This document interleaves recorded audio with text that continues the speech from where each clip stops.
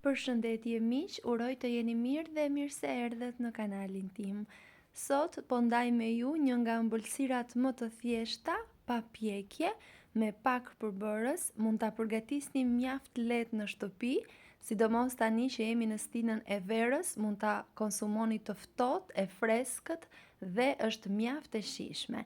Fillojmë pa humbur kohë nga përgatitja. Në një tenxhere të shtojmë 500 ml qumësht.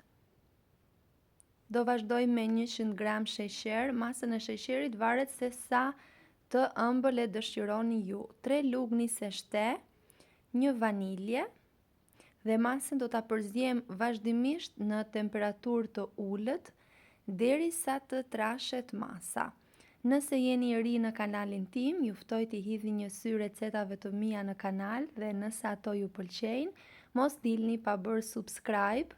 Kështu do të njoftoheni për çdo recetë të re të postuar. Çdo ditë postohet nga një recetë.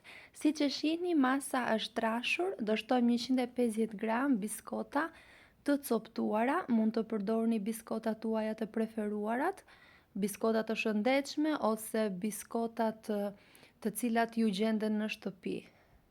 Pasi i kemi përzier shumë mirë, ashtu si që është e nxehtë, tavën do ta lyejmë me pak ujë dhe masën do ta vendosim në të. Mund ta vendosni në një tavë, çfarë do lloj ju gjendet në shtëpi, në gota, në forma, si ta keni ju më të lehtë. E vendosim masën, e hapim në të gjithë sipërfaqen dhe e lëm për pak sa të mpikset. Pasi është mpiksur, do të shtojmë në sipërfaqe krem karamelin. Krem karamelin mund ta përgatisni vetë ose ta merrni të gatshëm si në rastin tim. Mua më pëlqen shumë ky që ka marr, që është i gatshëm, ka një aromë që edhe në familje e pëlqejnë. E vendosim në sipërfaqe, dekoroj me pak biskota të thërmuara dhe është gati.